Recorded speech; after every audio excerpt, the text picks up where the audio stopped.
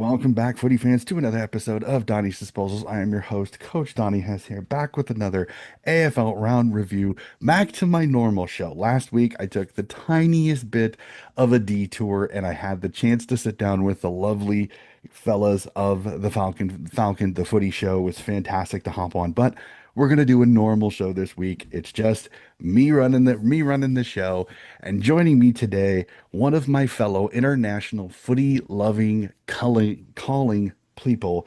As we just joked off mic, we should really put together a show called the UN of Footy, because my fellow international footy loving fan, that is the Pommy and Oz. Pommy, it is great to see you, sir. Always a pleasure, Donny, to be on this show.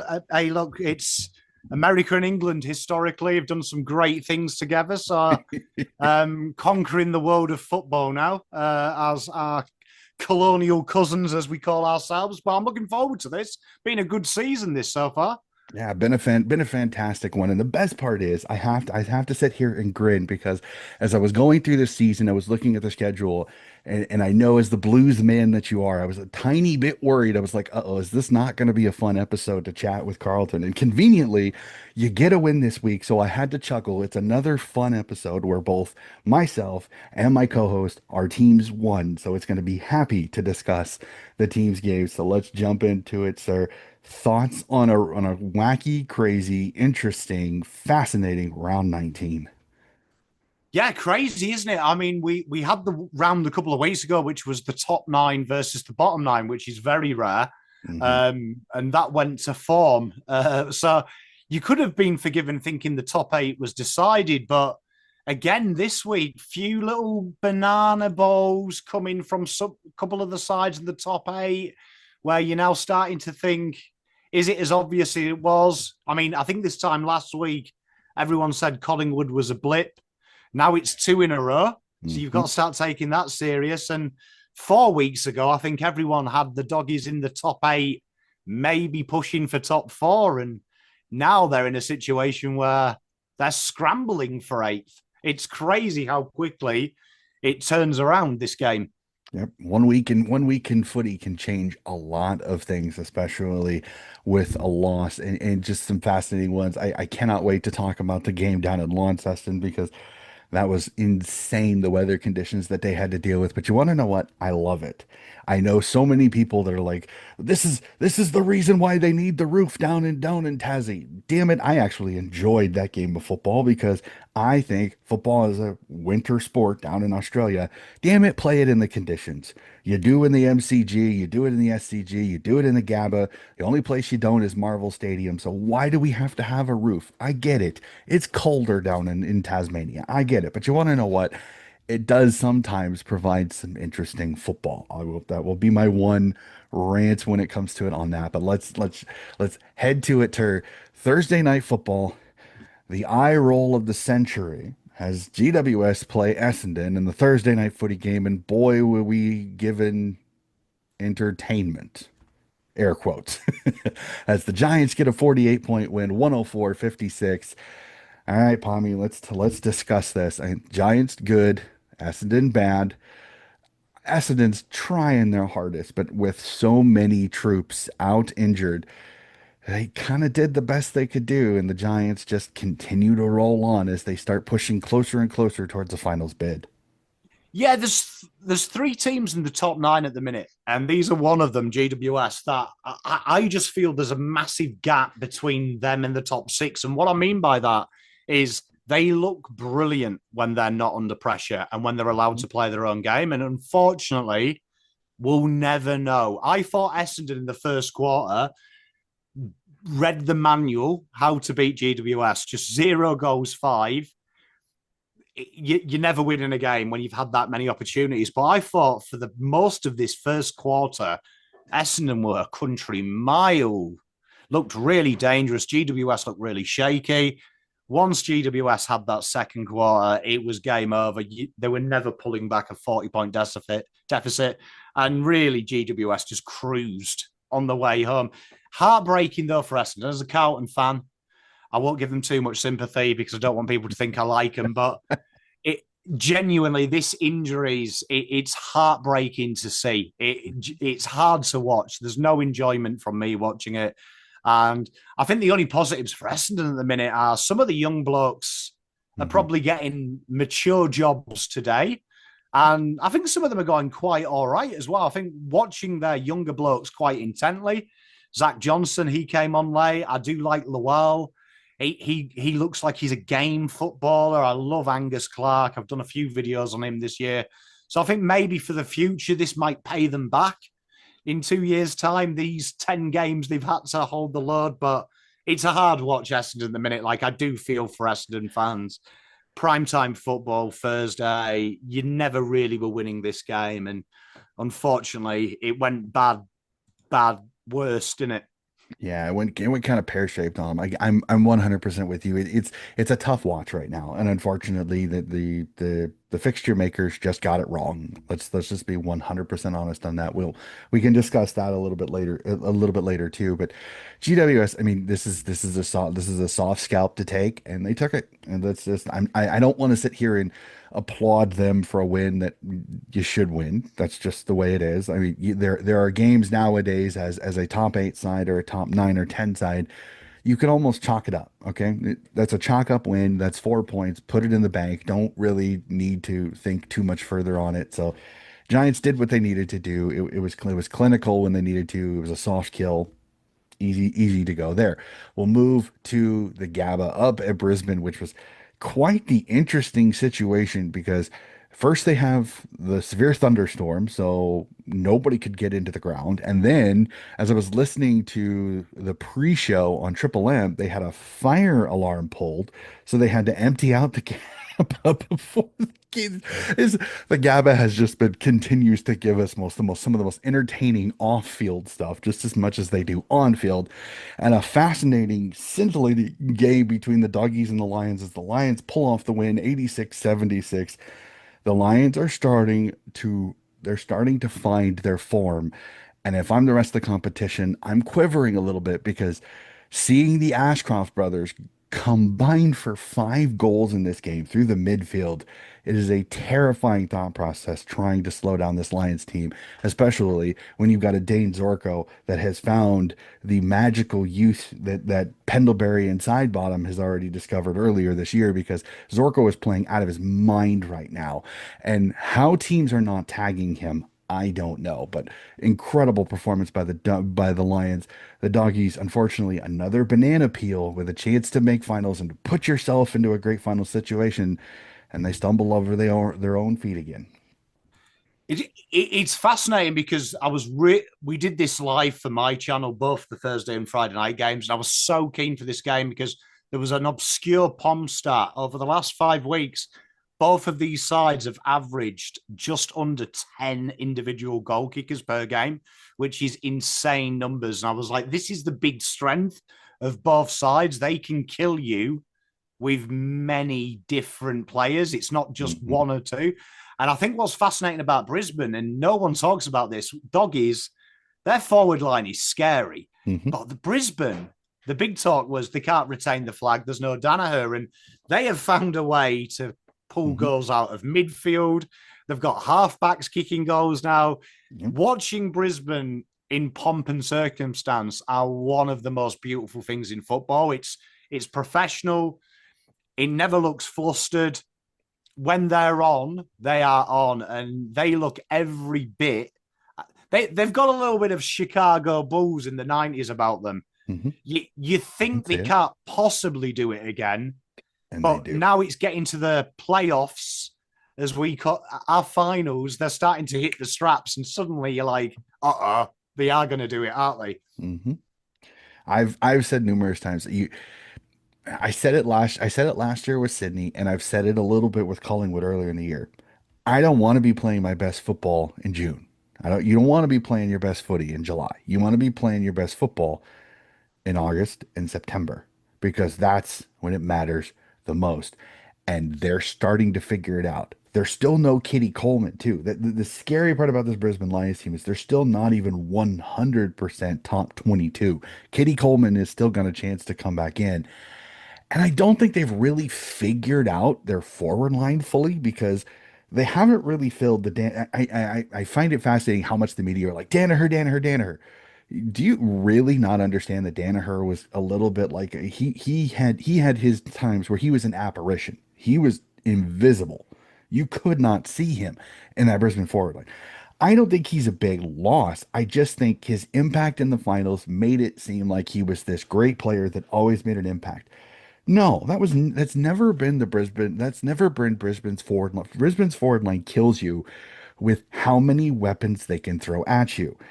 When he's not suspended, Zach Bailey, Cam Rayner, Charlie Cameron, Eric Hipwood, Logan Morris. You can rotate both the Ashcroft brothers through the forward line. Dane Zorko could go forward if you want. Darcy Gardner can go forward if you want.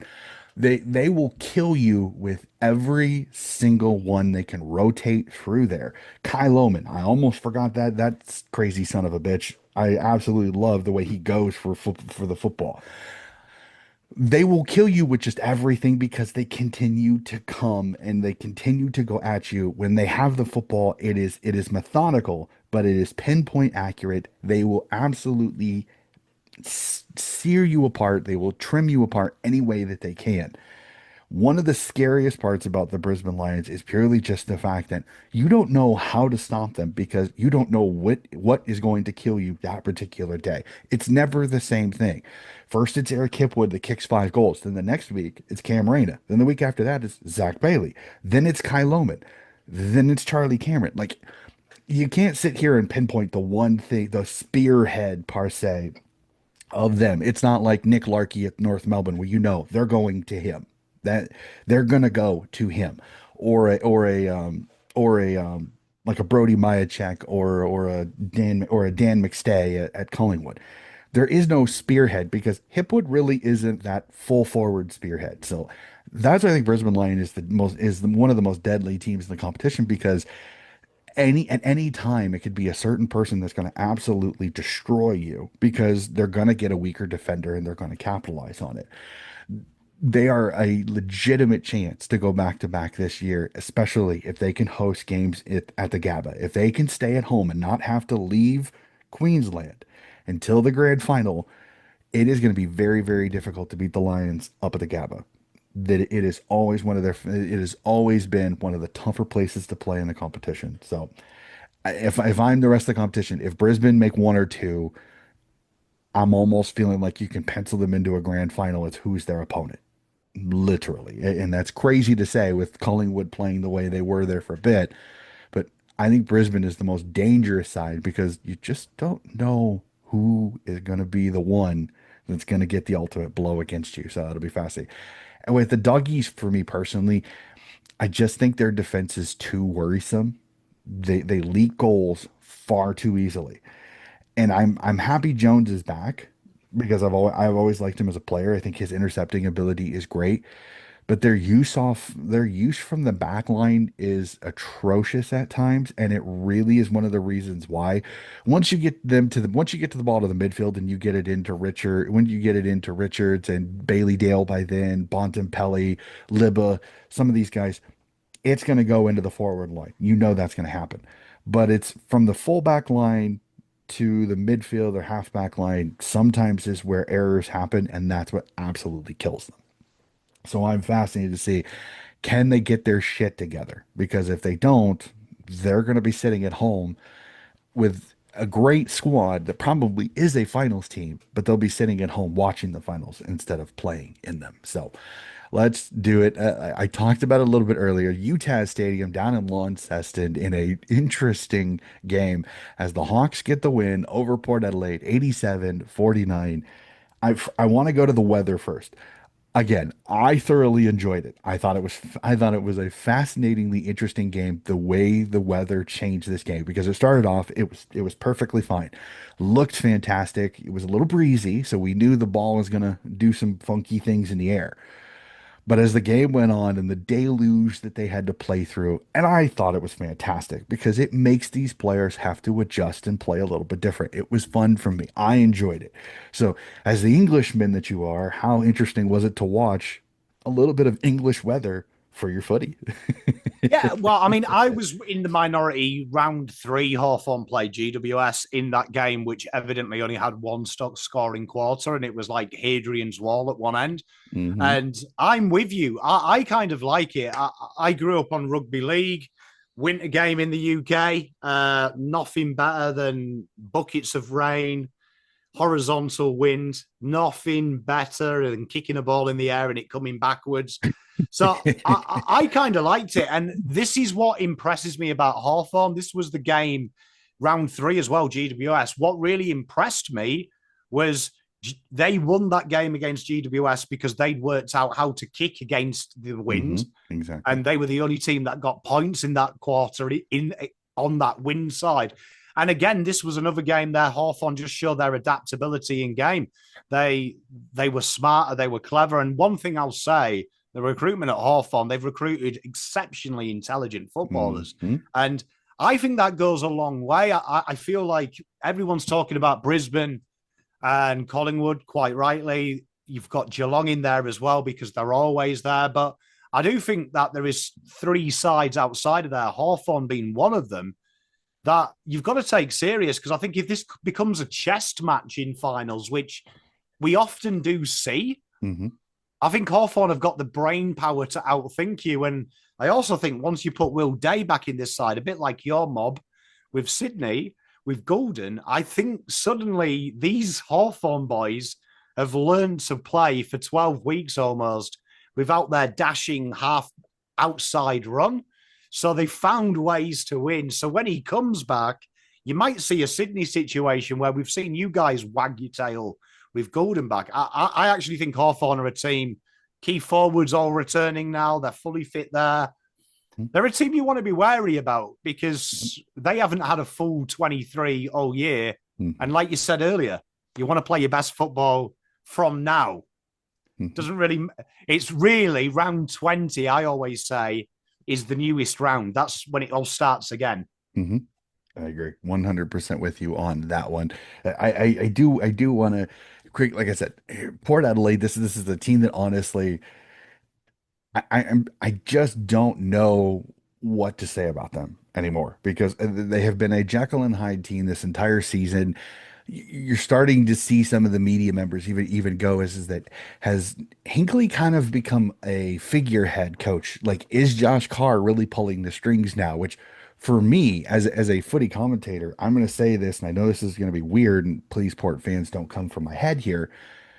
Right now, Josh Carr, if Josh Carr is pulling the strings, he's not doing a very good job because his teams are getting smoked in games that honestly, they're competitive. Now, I understand. No Rosie. Rosie wasn't playing in this game, so and that affects this team a little bit because I think his addition to the halfback line has opened up their game a little bit. But this is concerning to me that a roster with as much talent as it has just they're not firing on all cylinders the way I think they should. And I will go to I had to have I had a lovely chuckle at Ginnivan doing the airplane celebration and them showing Hinkley and Hinkley even having a little giggle. I have to give Hinkley a nod because he could have spat the dummy. He could have lost the plot completely if he wanted to, but he had a chuckle. He accepted it, took it on, and kind of had some fun with it. So, good on you, Hink. Good on you, Ken. I have to say that was pretty funny. I know. I remember when I saw it, and even the announcers were like, "What is Hinkley?" And they literally the camera right to him, and he kind of you could tell he put his hand over his face because he was trying not to giggle out loud. So I had to say that was pretty funny. And Ginnivan didn't do it over the top either. He kind of made it subtle, not subtle, which I I thought that was pretty good. So I mean, as I ask you, sir, I had to give my plaudits to both Ginnivan and Hinkley because I think they both handled it pretty well. Yeah, I actually think the last time I was on this show was the review of that finals round, wasn't it? I think When so, yeah. yeah, when the so Aeroplane Gate won. So fitting I'm here for Aeroplane Gate too. Yeah, look, I'll say what I said last time with you, Donny. I love stuff like that. I feel like in a world where we're trying to be too serious at the expense of maybe having a laugh at ourselves. Hmm. I think it's nice to see. Like you could see Ginny as well. If you actually look at it, he does kind of look up to where the coaching box is. So I think that's what sport's about. It's good natured and Hmm. part of that funny team though. Like the aren't they like if someone comes out in the press this week and says what you've just said, like is Hinkley really the coach? Hmm. Is Car guarantee Port win against Adelaide this week? Because that's my issue with Port. They don't seem to ever be able to win when they should. Hmm. It seems when the walls are coming down, they will do the unthinkable. But in a game like this, which I thought was a potential chance, I don't think Hawthorn have been flying I recently. agree. Yep. And Port have had some sexy wins, one against my side where they absolutely played us off the park. Hmm. You would have thought this is a game that, okay, maybe we can. Yep. Maybe we can. And they capitulate whenever you think they maybe can do it. I agree with you. They seem to just capitulate. And Yeah. that's a worry. Yeah, it's always the Kenny Hinkley gave him the rev up of a century. That's why they played it. Well, then my response to that is that why isn't it done every week? Like that it's a great talking point, but then the complete other side of the sword is that then that tells me that he's not doing it each week, which means are the players fully invested in him if they can't get up each week for him? I get it when he gives them the mighty rev up or the spray, chucks the chair, pulls the pissed off coach thing, and he kind of gets the boys up and about. Okay, that's great, but that also tells me that they're not fully 100% invested in him if they can't pull it off every week. So it's a double-edged sword there a little bit with Hinkley. So and I agree. The showdowns are always one of those that as soon as you think you have it figured out, it's always competitive, no matter how good Port are going. My worry is no Jason Horn-Francis, and if Rosie is again out this week, it's not a good combination facing a Infuego Crows team, but the showdown is always one of my favorites. Let's go up to the SCG as the Swans get a win by 31 over the North Melbourne Kangaroos, 84-53. But this is one of those, I sat down, I watched every minute, always do. This was not a 31-point game for probably 75% of it. It was a 3-goal game or less. I mean, North was in this. Sydney let the Roos stay around with a combination of some goal kicking woes again, which have plagued them this entire year. But I don't, again, North Melbourne, they battled. No Tristan Xeri, so Brody Grundy had himself a field day. First against Calman Coleman Jones, who goes down with some kind of leg injury, and I feel for that young man because he just cannot stay healthy and cannot stay on the park. And then they kind of threw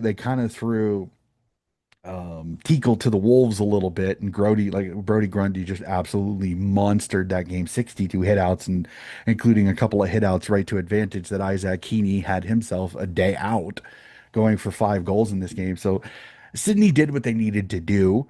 As a North fan, you've got to be frustrated because this is another one where they were in the game for big chunks of it. And just a fourth quarter fade, Sydney kind of puts their foot on the throat a little bit and they make it a little bit bigger win. But as a Swan supporter, there is that tiny bit of part of me that are like, this should have been 50. This should have been a much more impressive win. And you're kind of ruined it a little bit because your percentage is already putting you in a little bit of a hole to try to make finals. And this was a percentage booster situation. And you really couldn't put the numbers up to make that a feasible reality. Yeah, I mean, I suppose start the game, I think most people would have had 40 plus as pass score. I mean, this game was an entertaining game to watch because, like, North, I think at the minute, yeah, it's a hair's breadth between them and the Eagles. I know North got some early wins in the year, but like you look at the skill gap at the minute, and there is a noticeable skill gap between 16th Richmond, North Melbourne, and Eagles at the minute. I know North have got injuries, but I think the big part of it is you look at the makeup of their list.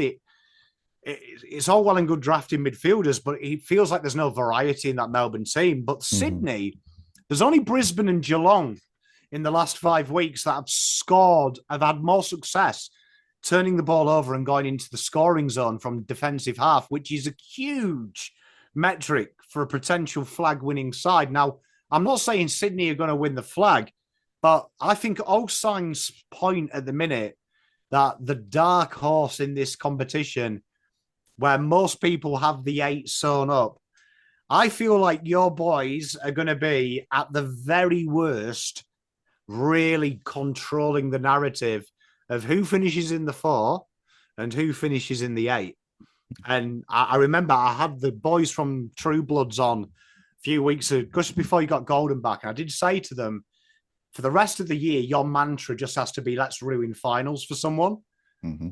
But if you do that enough, you never know. And I Mm-hmm. do find the GWS derby next week is so intriguing because suddenly that's like an 8-pointer for Sydney. You win Mm-hmm. that, suddenly you are in touching distance and you're starting to get games back. But I thought wasn't a great win by Sydney, but I Agree. don't think you ever really got out of fifth gear. Like Yeah, I once agree. you blew it away, back end of the third, start of the fourth, it was cue in the rack.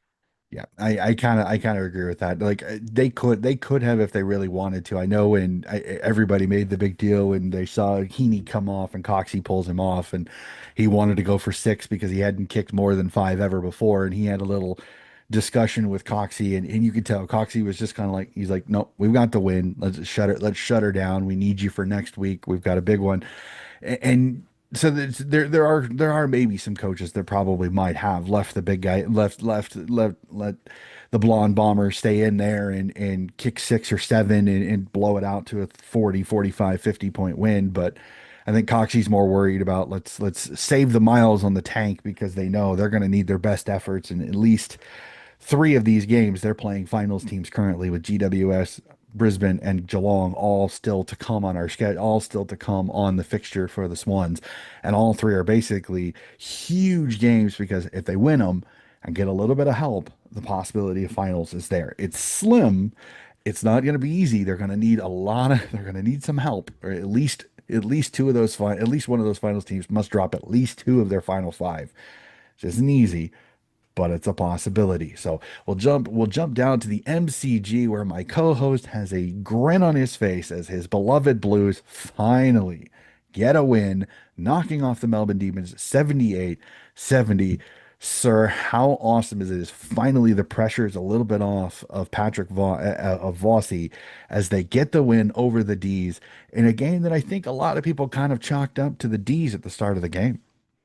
Yeah, they did. I think that was probably because they didn't realize I was coming out of retirement after doing 3 years worth of watch alongs to go and see him. They didn't realize that the Blues have a secret ingredient. Yeah, I mean, look, You can let's be never miss honest. another game in person again, sir. Maybe I am the finals drought. It might be me. But I mean, this was a fascinating game. I think having watched it back as well to do my review show and things like that, I don't think this would have been the perfect game for the neutral. I'm pretty sure, if I'm honest, I agree. this might have been a throwback to the 80s and wasn't the most pretty of games. But for the Blues, we needed wins. And I said it in my review. I hate saying it, but we needed some sustenance. We needed some nourishment. It was getting a little bit dark and dingy in Blueville. But let's talk about him. Ashton Moyer. We've just talked about Heaney, He but was fantastic. there's a new kid on the block, and he wears the 43. But it was great to see. Have to say though, Keziah Pickett, what a handful he is. He Hmm. is. He nearly won them the game on his own. He was a one man wrecking ball. Yep. No, I'm not going to disagree with you. He did the same thing to you guys that he did to us. The only difference was he had 9 shots on goal and was 5-4 against us. So Keziah is he's so elusive. He's so incredible. He's one of those players that he's an instant lightning bolt anywhere that he goes. If he goes into the midfield, he's incredible to watch. He's great with footy in hand, but then when he goes forward, he's just electric. There is never a chance that he's not going to find a way to get a shot on goal. And usually he puts them between the big sticks. He's an absolute electric rod. They have to try to keep him in Victoria. They cannot let him go west because if he goes and joins Fremantle, I'm going to sit here and say right now, if he joins Fremantle, I think Fremantle might find that last piece to make them a legitimate flag contender for at least 5 year stretch because he has been incredible for the blue for the D's this year. He's been so much fun. Like I watch D's games sometimes just to watch because I pick at work. It's incredible. Maybe also because I also have him on my fantasy team, so it's always great to see him go for five and go well. But no, I'm happy for the Blues. Um, do we want to discuss the controversy of the May hit on Evans, or can we get past it? Because as per usual, it's the conjecture of three or none, and I'm in the camp. This it's a no-win situation because if you give him none, you look at Francis Evans and go, sorry, dude. We don't care that your nose was broken and you got a concussion because there's footy accidents that is perfectly okay. But if you give him three, then it's you look at then people are going to try to find a way that May did everything that he could. Well, that's also an assumption too that he couldn't have not hit Evans in the face. So I don't know. It's your thoughts on this because it is a no-win sum for any way, no matter what the final result is. It's one of them funny ones because at the ground, it was obvious on impact. Stephen May did not mean it, and he went to look to see if he was okay. And I always Mhm. look at that when you could see the look of whoops. And Yep. even in real time, when we saw the replay at the ground, you could genuinely see it was just two brave men Hmm. going for the ball. Francis Evans, half the size of May, brave, didn't take his eyes off the ball. May, desperate to get there.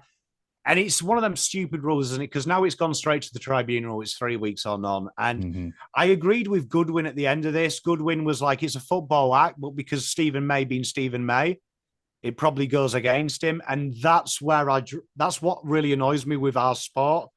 Yeah, we have a rule book that is subject to you being a nice guy or not a nice guy. And Hmm. for me, it should be black and white. This isn't a court of law where we've got a petty thief who's stolen from Coles 8 times. This is sport, and it's I such a agree. fast moving game. Yep. And it's the little things like, we're going to talk about it, I'm sure, a bit later on. But I mean, you had some guy this week pushed off the ball in the Fremantle game into the subs bench maliciously for no reason that didn't need to happen. Hmm. I agree. Like, for me, that we need to get rid of because that's just reckless stupidity. Hmm. I Two agree. guys going for a ball, yes, amazingly, the human bodies are quite tough. Sometimes these things happen, and I agree. and unfortunately, it probably keeps Francis Evans safe long term. Being that brave, if he starts cowering and protecting himself, that's probably where you start getting bigger injuries as well. Yep. So, Exactly. two brave men and play on for me. It's just there's a no win. I've said it numerous times. It's a no win situation, and the problem is the AFL has buggered it up so many times. Like I'll go back to it and I'll continue to say the Jackson Archer suspension screwed the entire league this entire season because that was a footy accident. That was a footy accident. There should have been no suspension for Jackson Archer. Okay. That is the one that has screwed this entire thing.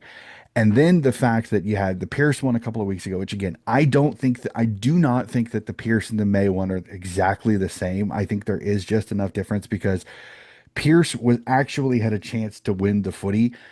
If I'm being honest, May never really had a chance to win the footy because Evans is faster. Evans was going to get there. It's that May literally cannot stop himself because he's a big brute of a man, plain and simply.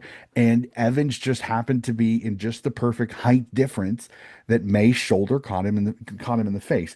It's never intentional. Like it's Tristan Jerry's 3 game suspension. It wasn't intentional. He wasn't trying to knock out the Melbourne player.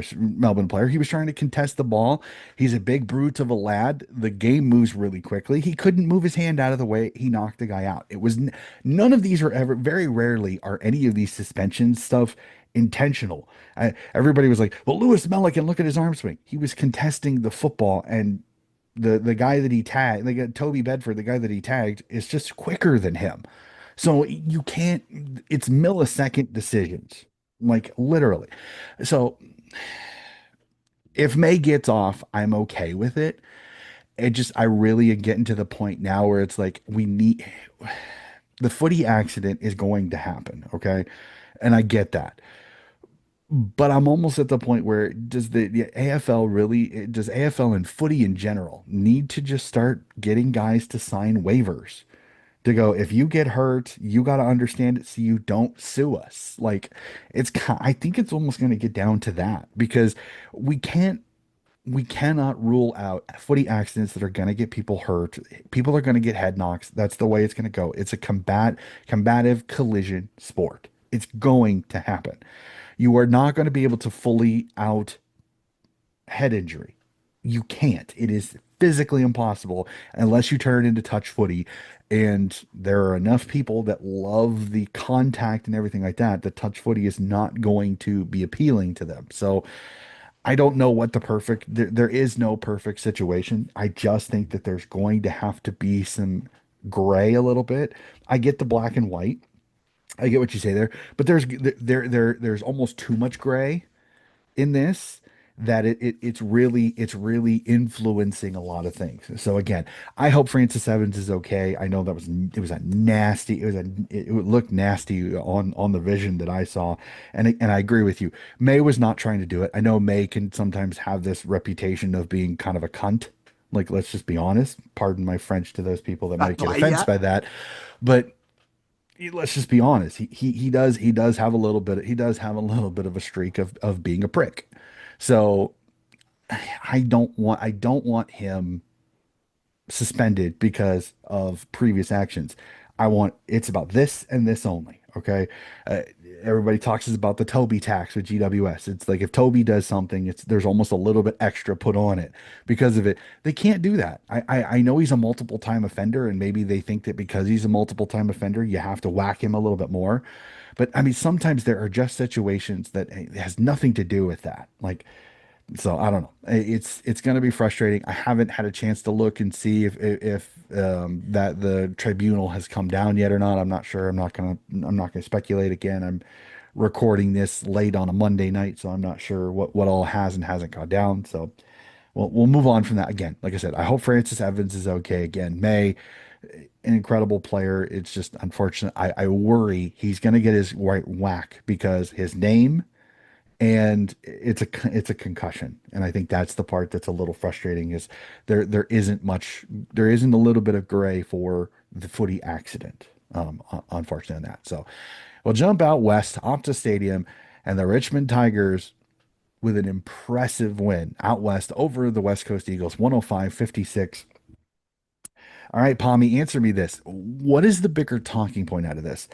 Richmond showing that they have some green shoots despite the season the way it's going, or the West Coast equals putrid performances and pretty much locking up the number one overall pick. Yeah, it's tough answer. I mean, I think I always like to look at the positives. So I think the real talking point is Adam Uze's job at Richmond has been nothing short of remarkable. Agree. I do think it's worth noting. I feel people have forgotten, but West Coast were younger than Richmond in this game. And Agree. I think that was a big part of it. Like the experience that was out there. There's still premiership players in Richmond. There's still some solid players in Richmond that are still best 22. They're not just clinging on, they are. So I think that's a big part of it. But one thing that I've got to give Uze credit for is, and I said this round one against us, and some people were like, Pom's just saying that so he doesn't, do a Michael Hutchins after losing to Richmond. But I can assure you it wasn't. I'm impressed that Richmond turn up to every game as if they're 2017 Richmond. And Exactly. they're not playing like beginners. They're Ooh, playing, I always say, they're playing the way that they want to have the personnel for when they win for a flag. I agree. And I think that's the way you should rebuild. If I Mhm. lose by 100, so be it. Eventually, we will play this way. And this is how we don't flood the defensive 50 because when we're 100%. good, we're not going to. So let's learn the habits. And this was like 2017 Richmond, really 70 points from turnover, Mhm. 50 points from the defensive half. It was a joy to watch. And I know it's hard for Eagles fans. They don't want to hear this, but this is a side, Richmond, who most pundits said would have 0 goals, 0 wins. Yep. I, I was an anomaly. I said I thought they'd win 4-6, so I'm chuffed they got their fifth hmm because I look like a preseason genius. But hmm I think this is fantastic for football because I think I agree. Richmond have shown other clubs don't be scared of stripping back and attacking one draft. The myth is don't take too many early picks in one draft, spread the load. There was all that talk last year about them splitting them picks and trading down and buying picks for the future. I think Richmond have shown that if you have a plan, a bit of intelligence, and do it right, you know what? You might not be down the bottom for as long as you think. hmm Yep. I said from the beginning, I honestly thought that my worry was they didn't have enough veterans staying around to mentor the youth that they're coming through because again I heard the draft was nuts because I swear there was a Richmond pick every 3 picks in the first round this last year, which was kind of true, but they're kind of pulling off a little bit of what Hawthorn did pre their dynasty. 5 players in the top 30 all in one draft pick, all to grow up together. As you said, Taranto and Hopper are still there. Nank is still there. Broad's still there. Vlosten's still there. This is not like, again, I know you lost Graham, you lost Baker, you lost Rioli, you lost some incredibly good Premiership players. But you want to know what? In the long run, you've got Sam Laylor, who I know is injured for the season, but he showed why he was number one this year when he did play. They just need to get his body right. He needs to take the entire offseason, get himself cherry ripe, and come into next year snorting fire. You still haven't seen Smiley, who I've is a big body midfielder, a lot like Patrick Cripps. I cannot wait to see Smiley eventually. He's battled injury a little bit this year. They had Jonty Fall. They A lot of their youngsters that they did draft this year have gotten significant experience this year. I like what Richmond is doing. I think they have turbo drived this rebuild by at least 2 years. Instead of being down at the bottom for 5 years, I think they're only going to be down in the bottom for the next couple. And I don't even think they're going to be at the bottom. I think they're going to be fighting for 15th, 14th, and 13th in the next couple of years because they're going to have young talent that's already got AFL experience and bodies. You're still going to have some of these older heads still around for at least a couple more seasons. I agree with you. I think Richmond has shown West Coast that maybe West Coast are the purveyors of their own downfall. Like I've said it several times on my podcast, and I'll say it again. The 2018 grand final probably was one of the worst things to happen for this West Coast team because they held on to it like it was the ring from Lord of the Rings. My precious. Because they held on to some of these veterans longer than they should have. And again, I know Nat Nui dealt with a lot of injuries. Shuey dealt with a lot of injuries. And we've just seen the retirement of McGovern. Like the problem that West Coast has is that they've made 2 huge mistakes. They kept on to way too many of their veterans, and the Tim Kelly trade has absolutely buggered them. Like, let's be honest, okay? 3 first round draft picks for a guy that right now can barely stay in the top 22. In fact, he's had more time in the last couple of weeks in the waffle than he has in the AFL. And when he is playing in the AFL, he's being called out for lack of effort. That's not good from a guy you spent 3 first round draft picks on. Okay. Maybe, just maybe, Geelong was really smart moving him because they flipped Tim Kelly for Jeremy Cameron, who's going absolutely bonkers right now. So I don't know. I like to be with you. I like to go on the positive. I love what Richmond is doing. I think they are going to be a fun side to watch over these last 5 rounds because they are going to nip somebody. I have this feeling they are going to make a top 8 side regret playing them legitimately because they go, you know what? The hell with it. And before we end on the Richmond game, Morris Rioli Jr., you bloody superstar. How incredible was that diving tackle in that game? Gets the holding the ball, and then, not to be outdone, also has the tackle, smother second effort, and then the goal assist to Toby Nankervis in the goal square. I love Morris Rioli Jr. Absolutely love him to death. He's just such the second effort. He may not get a ton of touches, but the kid just gives everything. I love him to death.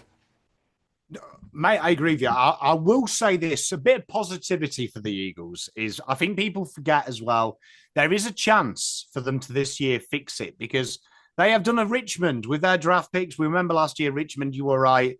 Every couple of picks, it was what, 1, 7, 12, 14, 21, Yeah, and something to that 23 or effect. something It was, I was, stupid. I was, But I was, I was yeah, it was like 1, 5, 1, 5, 9, yeah, 15. it's just like, It seemed like every five picks they had one, and it was nuts. But again, they kind of needed to. Again, you lose Baker, you lose Graham, you lose Rioli, and with a couple of them, you got picks back. They shifted some picks. Like I said, they split. I think they split a pick at least and got two more first rounders out of it. So it was insane out of the top 20 that they had nearly half of them. I, So I, they've put together a core that I think can grow together, which is fantastic. and when we look with the trades that they did, Eagles so far have 1, 14, 19, and potentially two should Oscar Allen go. So I do think we might see here if the The Eagles are replenishment. smart. Yeah, if Eagles are smart, have 1 and 2, maybe even split two, because that will be a premium midfielder, which maybe someone will bite on if they're unsure of Cooper Duff Titler as well. Mhm. He might be someone that someone might jump at. So I feel like the Eagles might go mental this year and be good. Thank you very much, Mrs. Pom. Yep. No, if they do, it'd be great. It'd be great for them because they really need that infusion of youth because right now the biggest issue is that they have no depth behind the players that are there. Right now, the players that are there are kind of they're not being tested, they're not being pushed by the waffle side because the waffle side has been atrocious at times too. So there really isn't much depth coming in to challenge for spots. So I'm 100% with you. If they can find a way to get 4, 5 new top level players into that footy club, maybe we'll see a resurgence. I hope. Again, I'm with you. I'm a positive thinker. I want them to because they are one of the richest and biggest clubs in the entire country. Why they're langling down with one win in an entire season is fun. But again, I said they're purveyor of their own downfall, in my personal opinion, because of 2018. So down to GMHBA Stadium as the Cats do what the Cats do, a 31-point win over the St. Kilda Saints, 113-82. St. Kilda did everything they possibly could have done, but this Cats side just too good in just the right places. And Jeremy Cameron, you superstar, again, another bag of five. You know what? I always say I did see a few pundits at the end of this game go, "Oh, the difference in this game was the first 5 goals Geelong kicked," and they kind of worded that as a positive, saying if St Kilda didn't do that, they may have been in with a chance for this game. I always look at it this way: that if this was my game, soccer, and someone said to me, "Oh, if you didn't concede the goals in the first 10 minutes and you didn't make it 3-0." You might have won this game 1-0 because the final score was 3-1. Like like to me, that's the worst thing I could hear because I felt like Geelong, once they got that 5 goal lead, they controlled it and pretty much maintained Mhm. 5 goals all the way. I worry about St Kilda because I like St Kilda. I'm a big fan of their list. I think they've done the hard bit first, which is weird, and it's Mhm. why they're kind of they're the definition of mediocre. Like Mhm. St Kilda has to be Latin for mediocre. It has to be. That's all I can put it down to. The patron saint of mediocrity. But what I mean by that is all the players are really strong role players that most teams struggle to find. Everyone can get the A-list star, but genuinely you get the A-list star and then you're like, oh my God, we've only got B graders. So I can see why St Kilda is throwing money at Lee Kalia, TDK, and keeping their picks because I look at this game in isolation. I go, right, okay, let's kill let's kill one of their key defenders, put Lee Kalira there. Let's kill this weird Max Heath experiment we're going through at the minute. Throw TDK as the sole ruckman, and Rowan Marshall, Max King, they float forward. Then I've got 2 draft picks where I can pick some midfielders that are a bit different to the same coloured guy that I've got all the time, because all their midfielders are the same person, I swear, apart Basically. from Nas. Like, it feels like Nas is the only one who you can tell apart from because of the way he plays. The rest, Yep. honestly, you could stick the same jersey on them and put a mask on, and I couldn't tell you who they are. Yep. So I feel like Saints are in a real good position. My fear for St Kilda is these are the games why they can't wait for the end of the season, because if they're honest, that they are a 5-goal worse side than anyone in the 8. Mm-hmm. Yep. No, and it's sad. Yeah. Yeah. If you look at their list with some of the players that they have, I agree. Their midfield is so one-paced because if you take and Nasai Wangini Miller, I think they're finally throwing him through the midfield because they have no other pace, because Jack McRae, Marcus Windhager, Jack Steele, I mean, there's no difference. They're all ball-winning midfielders, but they have no pace. They have no speed. Sinclair can go in there, but can he take the physicality and the beat up that is the midfield? That's the question. We don't know. Nasai Wangini Miller is the same one. Can he go through the center and not get beat up? My worry with him is that because he is so slight, is that halfback flanker position where he's just absolutely been scintillating this year, is that really his perfect spot? Because you can maximize his skill with footy in hand and his dash there. Because if you put him through the midfield, my worry is that he's going to start going up against the guys that are going to want to tackle him and bury him into the ground. And can he take the physicality of the central midfield? So I'm 100% with you. They're too one-paced for me. Brad Hill is not the same speedster that he is. He doesn't like to go through the center midfield. He wants to be out in space. So you really can't throw him through the middle. Even your forwards, there really isn't like Machito Owens can't go through. I think he could be a midfielder, but he's another big body midfielder. There's not a ton of speed there. Hall is another one. I don't see a change of pace midfielder, a speedy midfielder that's got a little bit of size that can flip this game. So I'm 100% with you. It's like, doesn't matter what midfield 3 you put in there, unless you throw Nasai Wangini Miller or Jack Sinclair in there, you have no change of pace. And I just think that's really hurting him. My worry is I don't think Rowan Marshall goes forward. I think Rowan Marshall becomes part of a ruck merry-go-round, because there's talk that TDK comes from Carlton to St Kilda. It sounds like Riley O'Brien from Adelaide is being discussed about going from Adelaide to Carlton. Would that mean the natural move is maybe Rowan Marshall to the Adelaide Crows? And then there's Kieran Briggs is being discussed. I think Matt Flynn, even to the West Coast Eagles. This could be a year where we could see several rucks move to where we've got several different rucks in new Guernseys next year, which will be fascinating to see, because I don't think Rowan Marshall is a forward, because when he has been playing forward this year for St Kilda, he's been damn near invisible. When he plays ruck, he makes an impact. When he plays forward, he's just another big guy standing in the forward line, hoping that he gets the right delivery. And St. Kilda, just in the games that he has not given him that opportunity to be a forward. So I'm just not sure if that's the best. Like, I don't understand the move for TDK personally, because I think Rowan Marshall's been fantastic, and it's not much of an upgrade from TDK because, I mean, as somebody that watches TDK, is he a great forward when he goes forward? No. No, it's my And big the issue instant with shake of Tom. the head as you do that. Yeah, So it's I my don't. big issue with Tom. I mean, I So agree. I I think go you've ahead. nailed it. And Sauce is a wily old character. Mhm. I think Sauce has absolutely planned this, because TDK goes. There's Kieran Briggs. I think is the weak link at GWS. So I could quite easily see Rowan Marshall being used in the trade for Lee Kalia. With him being a Mhm. non-free agent, they go, hang about. Rowan Marshall, we've got some young rucks, but Rowan Marshall is the mobile ruck we need. I can actually see Sam Draper going to Adelaide, which then I think opens up Essendon needs someone. So will Essendon bite on maybe sniffing at Rowan Marshall? Will they maybe bite on trying to get Darcy from Fremantle? If Darcy does leave Fremantle, does that then mean Fremantle Yep. go, well, Briggs, he's a big body oaf of a ruckman.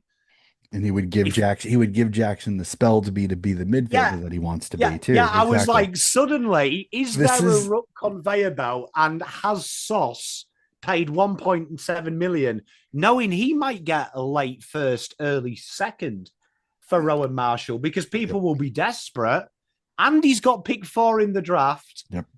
Suddenly he gets legally a It's TDK, yeah, two good picks. Bang. it's going to be it's going to be very interesting. Like I said, I think there's going to be a ruck merry-go-round, and when it stops, it's going to be interesting to see who's where, because the TDK move, it almost, like I said, if you ask some journos, it is done. It is just whether TDK signs it or not. That'd be the $1 million question.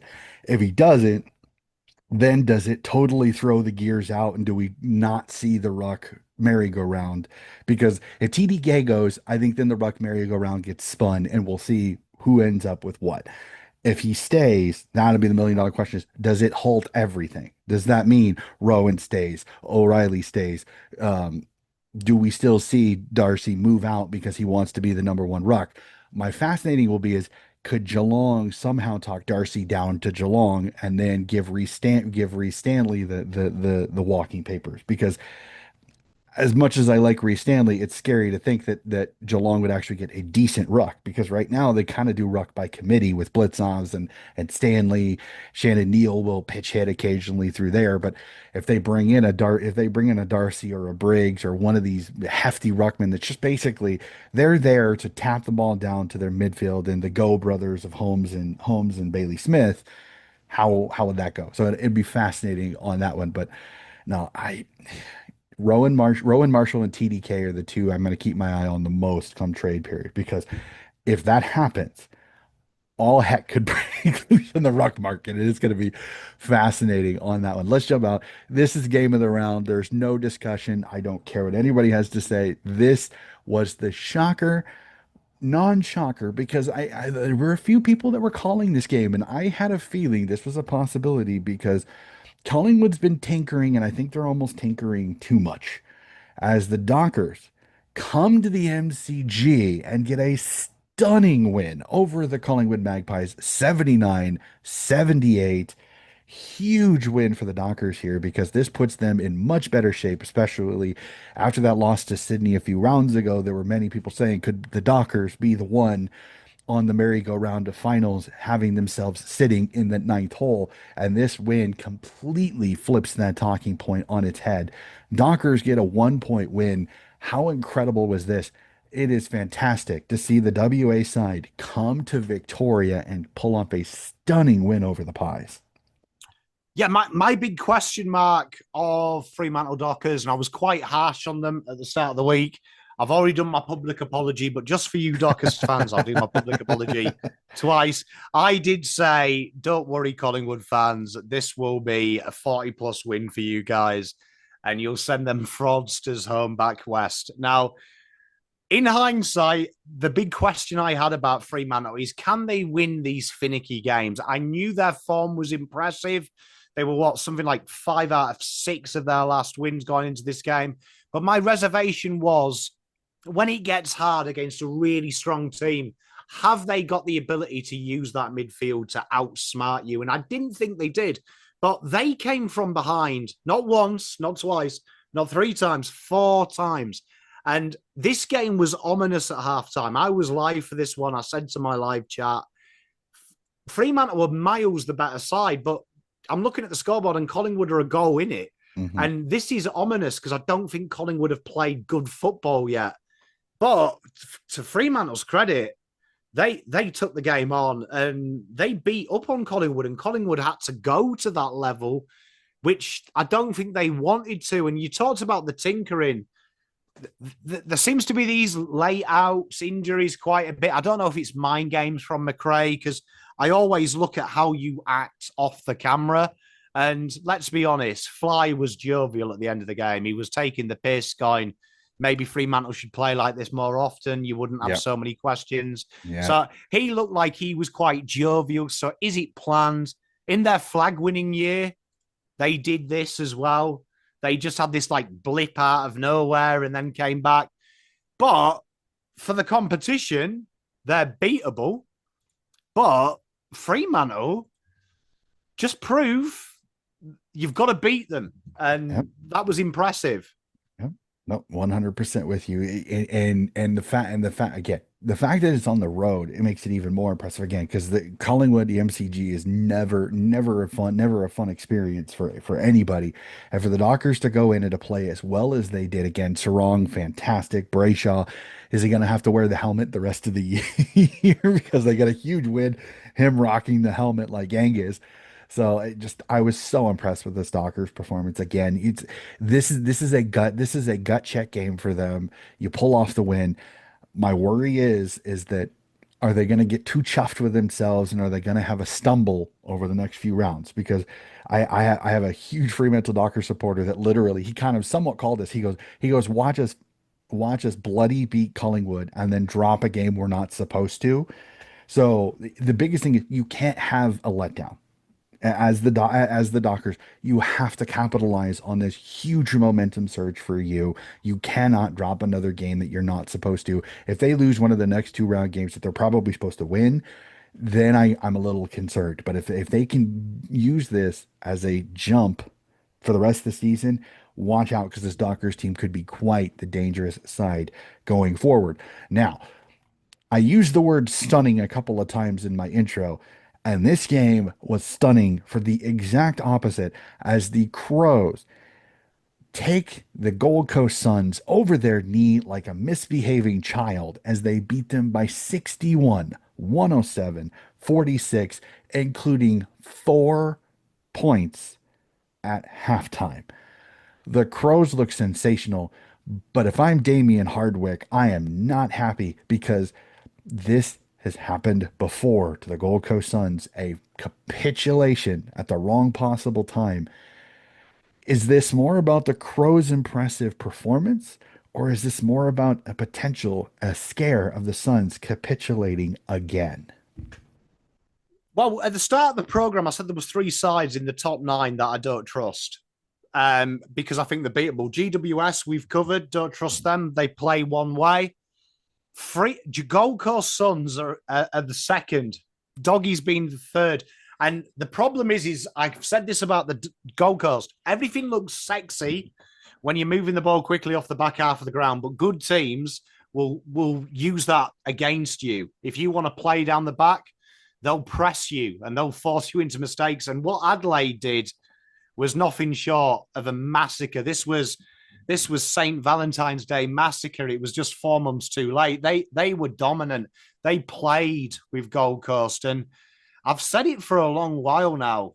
Adelaide, in my opinion, from round 6 to now, are the most improved side. First 5 rounds, everyone said, "Oh, they kick 100 points, but they're winning games 120, 110. You Mm-hmm. can't sustain that."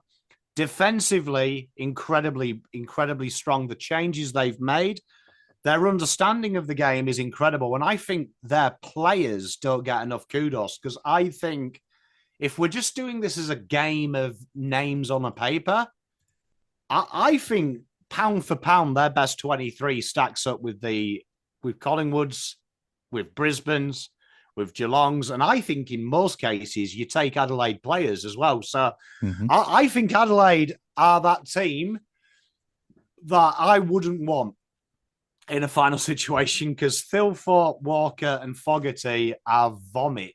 Mm-hmm. And then you've got Rankin, Rochelle to come back, Neil Bull and Dan. That team's fearsome, and Mm-hmm. they're the real deal. Yep. I've said it a few weeks. I said this is my smoky dark horse for the flag because if the Crows play their footy and if they can somehow get into the top two to where they don't have to leave the confines of Adelaide Oval until the grand final, they are cherry ripe to get there because very few teams are going to go into Adelaide Oval and contend with them purely on the fact that their defense has been playing fantastic. Their midfield looks very, very dangerous, and their forward line is one of the most difficult forward lines to stop because three talls, all athletic, all can kick the footy, all can mark the footy. And then you've got guys like Neil Bullen who goes bonkers in this game for 3 goals. You've got an Isaac Rankin who on his day can go for 5, plus go through the midfield and be an absolute spark. And we haven't even talked about Benny Keys yet. Oh, And yeah. you still have, as you said, Rochelle is still to come back to this team. This is a dangerous side that can put up points and put up points in a hurry. And the best part is this year, they can defend.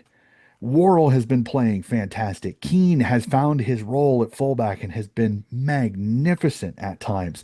Hinge has looked absolutely scintillating. Rory Laird has been moved out of the midfield, went to the halfback line, and has found his niche at that halfback flanker position using his kicking skills. It's been incredible to watch this Crows team.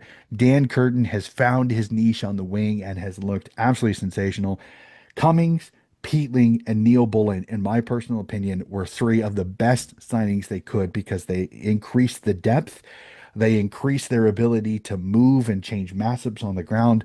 I cannot wait to watch this Crows side come finals time because they are going to give teams headaches all day long. And it will not shock me if they stun a Collingwood, a Geelong, or a Brisbane and find their way into a grand final because legitimately they have the firepower to do it. The question will be is can they execute it, especially if they are at home? Now, on the road, I'm a little bit more concerned. For some odd reason, they leave Adelaide and it gets a little tougher for them. But they are my Smoky. They are my team that if you told me I can't pick Brisbane, Collingwood, or Geelong to win the whole thing, Adelaide is my first pick right off the bat, no questions asked, because they are so much fun to watch, and they're hitting form at the right time. So cannot wait. And for me, the Suns, I'm with you. I worry about them a little bit purely on the fact that it's still a relatively young list. I know they brought in Rioli and I know they brought in Noble. Rioli's injury, I think, does affect them. They're the most vulnerable of the teams currently in the eight. Like, I know the Western Bulldogs are vulnerable, but they're outside the eight right now. Again, they need a little bit of help to get into it. Gold Coast is the team I worry about falling out because you lose Rioli, so you lose a little bit of that kick off the halfback. There's a little bit of will the Suns of yesteryear come back? I know it's a Dimmer Hardwick team, so it's a little bit different.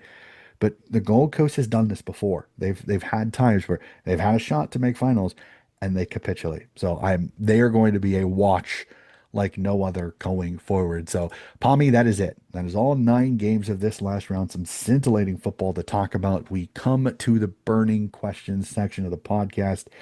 As the footy fan that you are, sir, I'll start it off with this. Has the lackluster Thursday night and Friday night footy matches shown that this floating fixture is just not working? Yeah, it's a fascinating one because we have like, the halfway where we don't put when the fixtures are. And when I first saw them update the fixtures, there was a few Thursday, Friday night fixtures that I looked at and was like, Really?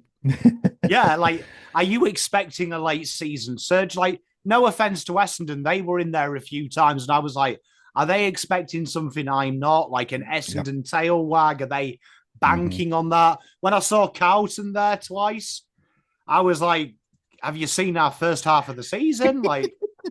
I know. I Is was there thinking the same something thing. I actually got excited because I was like, maybe they liaised with the club and the club's like, don't worry, back half of the season, we're going to be unbeatable. I'm with you. Like, I don't like it. Look, I come and I'm like you. You're American. The NFL, NBA, they come the start of the season, they write the fixture down, and they don't care. Like they don't care if the But they Lakers are the do. best. Here's the thing. They set up the fixture. They say it, but they do leave a little bit of flexibility to shift a game from maybe between two teams that are winning their division. And instead of playing it at 1 o'clock in the afternoon, they shift it back to 7 and make it a prime time. And then Yeah, they take the prime time game that was originally there. Monday Night Football, it's set and it's set. It doesn't matter. It's not changing. But like the Saturday, like the prime time game on Sunday night sometimes can fluctuate a little bit purely on the fact that they try to get the best possible game on. And I get that they're trying to do that. But this is a complete and utter clanger from the fixturing department because for some weird reason, I think they thought Essendon was going to do well and they didn't. And they keep, unfortunately, if I'm the TV broadcasters, I'm absolutely hot. I'm absolutely hot right now because there have been at least three times on a Thursday night or a Friday night that we've gotten a game that Essendon's been a part of that literally I've if I woke up at 5:10 in the morning for this game, I'm asleep by 6:30 because it's just not worth it. Like I literally one time woke up for one of the games. I think it was this last week against with Essendon and GWS. I went back to bed because at halftime it was over. Like I can't, I'm not going to stay up and watch a game that's not worth entertaining because it's just not worth the sleep deprivation.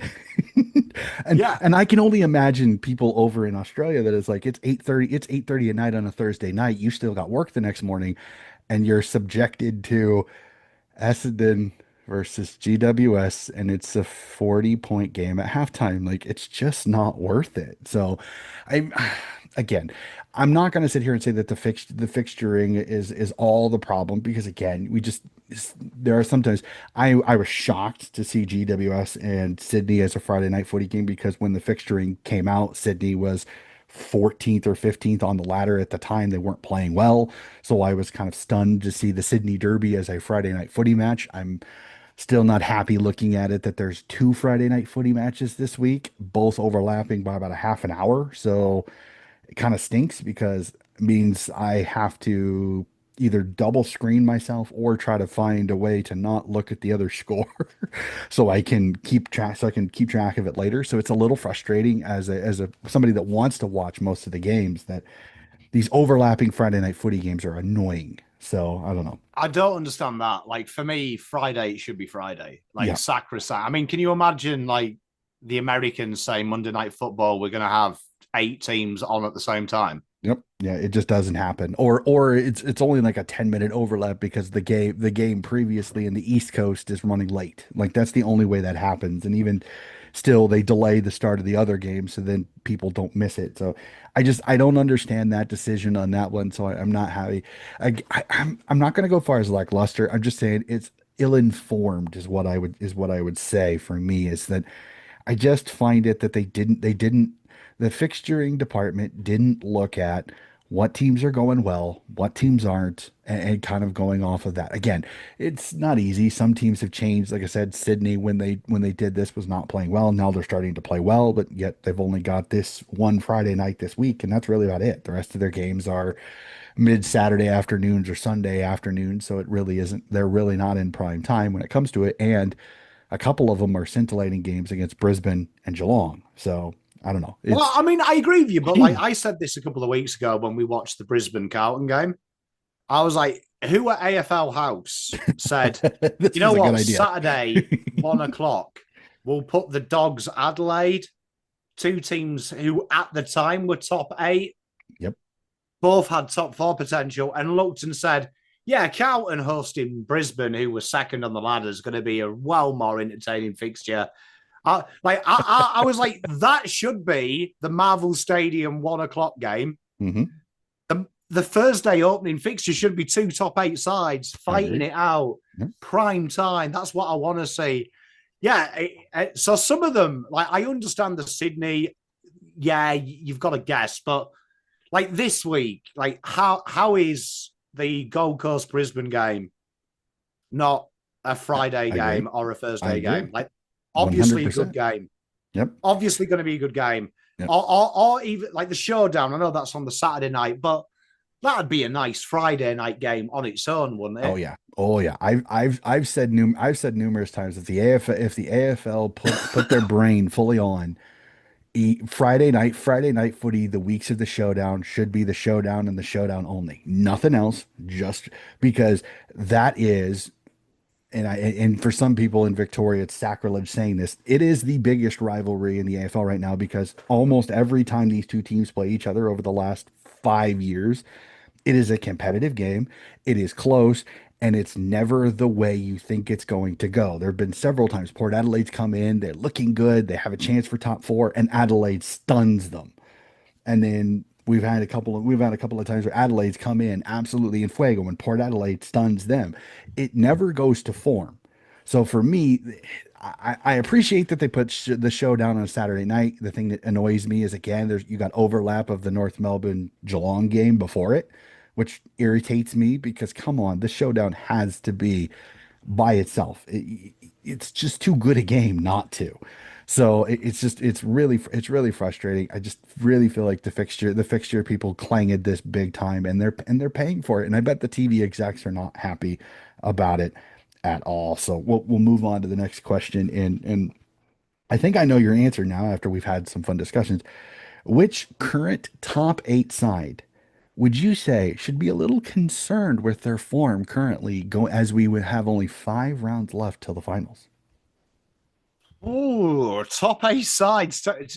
They're all going, to be fair, most of them are going where you'd expect them to at this stage of the year. I don't think anyone is in panic stations, but I would say if I was any team in the top eight, Gold Coast would probably be the one that I'd be a little bit worried if I was Gold Coast, Hmm. because when they've come up against the top eight in the last 6 weeks, yes, they got that win against the Pies, but I always say at that stadium, it's tough. Everyone knows People First Stadium.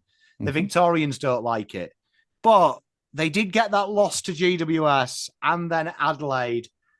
I know they both went away, but we know, don't we, in the AFL to win the flag, you've got to win in Victoria. Hmm. And at the minute, Gold Coast, when they've come up against two top eight sides, not in their comfort zone, they've got absolutely battered.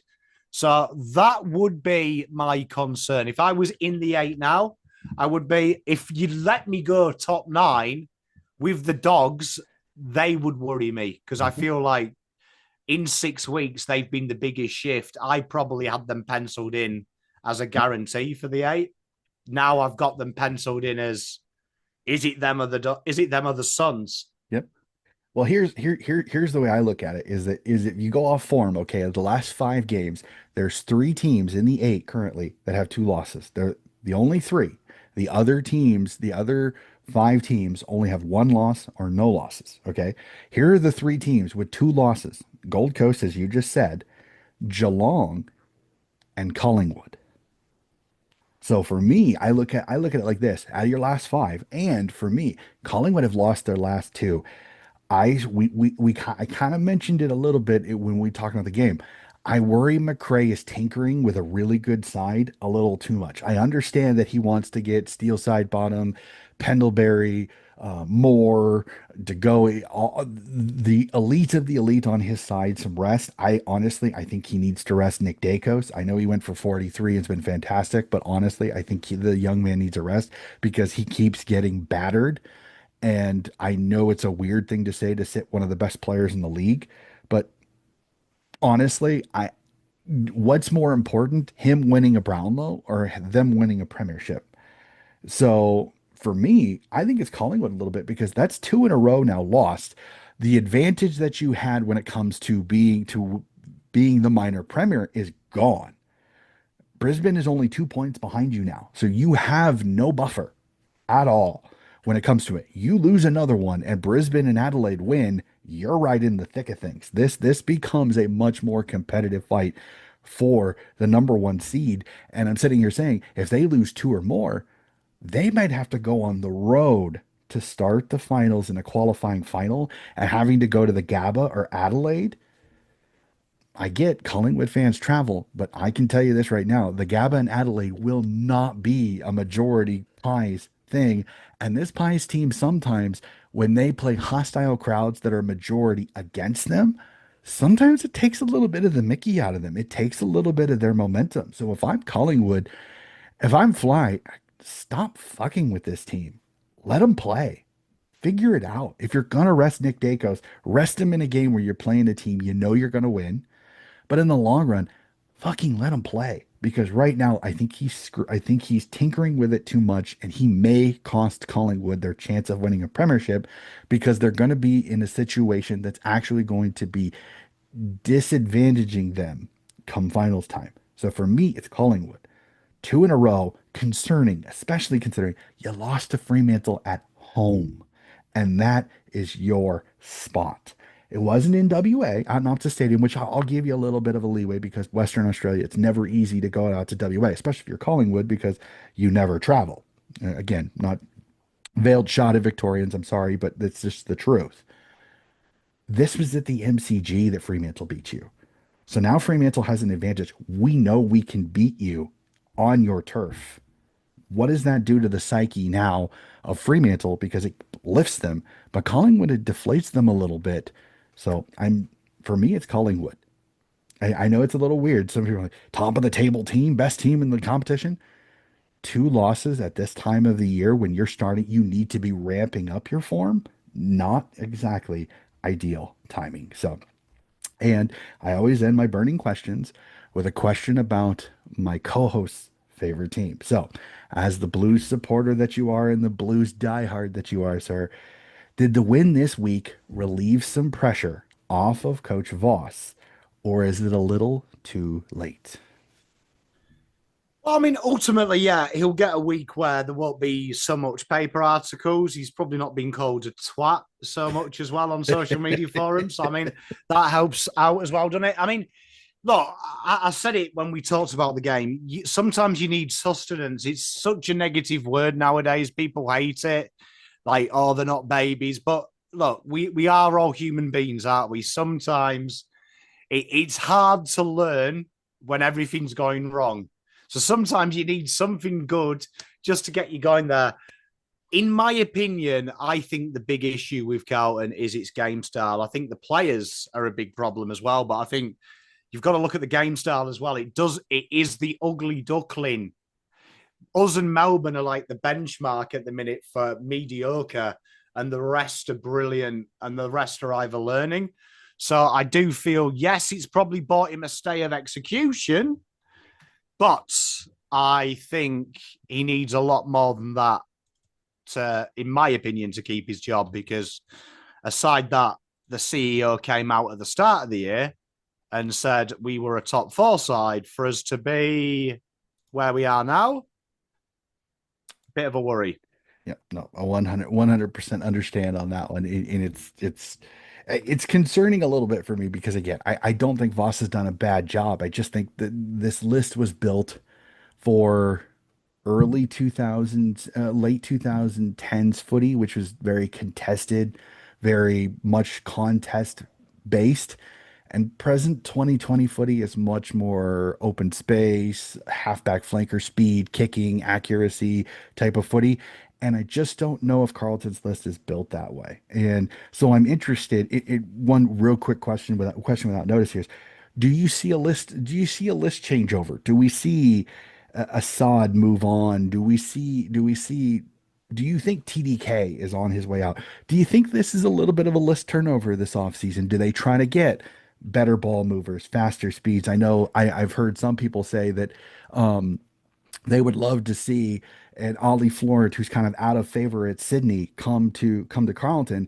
And what would you be willing to give up? Because I know some people have said, well, Sydney need the full forward. Would you be willing to move a a Kerno or oh my God, Mackay Mackay? to get some better ball movers into your team? I mean, I don't think it's as bad as people think it is. Depending what the offer was, like if we're talking two firsts, maybe, Hmm. maybe I'd entertain it.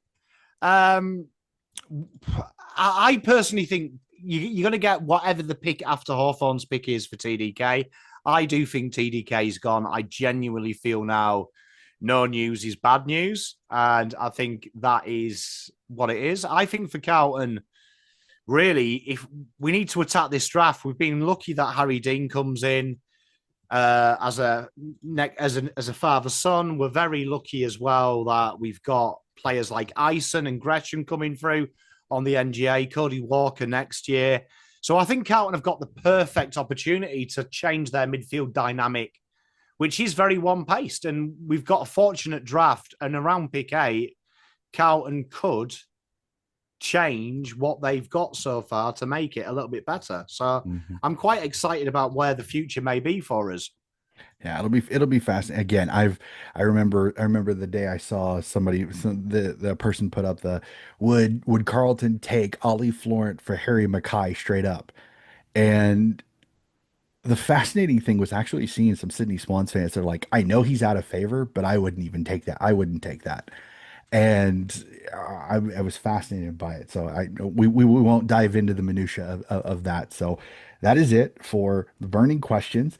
Pommy, I want to do this really, really quickly. I know normally on the podcast with 5 rounds to go, I do a ladder predictor. And I'm not sure if you had a chance to do it, but I have done it and I've finished it off.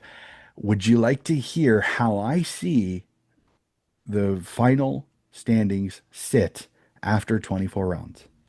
Go on, go for it. Here we go. Okay, so I will start it like this. I will do reverse. I will go from the bottom up. So, for those of you that are Sydney Swan supporters, unfortunately, I don't have them getting into the finals. I have them finishing 10th. I have the Western Bulldogs falling into ninth and just missing the finals. Here is my top 8. At 8, the Hawthorn Hawks. At 7, the Gold Coast Suns. At 6, the Fremantle Dockers. At 5th, the Geelong Cats. At 4th, the GWS Giants. At 3, here's the stunner, Collingwood finish 3rd. Adelaide finish 2nd. And the Brisbane Lions are your minor premiers, according to my tipping for the last 5 rounds of the year. The wooden spoon goes to the West Coast Eagles. Wow, what a shocker. So I won't go any further than that. But it's really interesting because there's a couple of games in here that I probably could have flipped. I know pre-Mike when I was talking with Palmy, I flipped 2 games for Sydney and they still didn't make it. I have them going 3-2 the last 5 games of the year, which pretty much guarantees them not making it. But even if they go 5-0, they would have to put up a huge percentage to make up for their percentage deficit that they have, and I just don't see them having happening. Kind of stinks as a Swan supporter, but I also live in reality when you've got Geelong and Brisbane looming on their schedule. Unfortunately, I think they'll just fall a little bit short in those 2 games. So thoughts on this, because I think the stunner from most people would probably be is Collingwood dropping to 3rd. Yeah, I don't mind it. I mean, it's funny how it does because I've just gone back and seen the one that me and our co-host did on the Sunday show. So we had Hawthorn 8th, Doggy 7th, Freo 6th. I disagreed with it, but for Gold Coast 5th, Geelong 4th, Brisbane 3rd, Collingwood 2nd, Crows minor premiers. Mm-hmm. So not Yep. majorly different. Yep.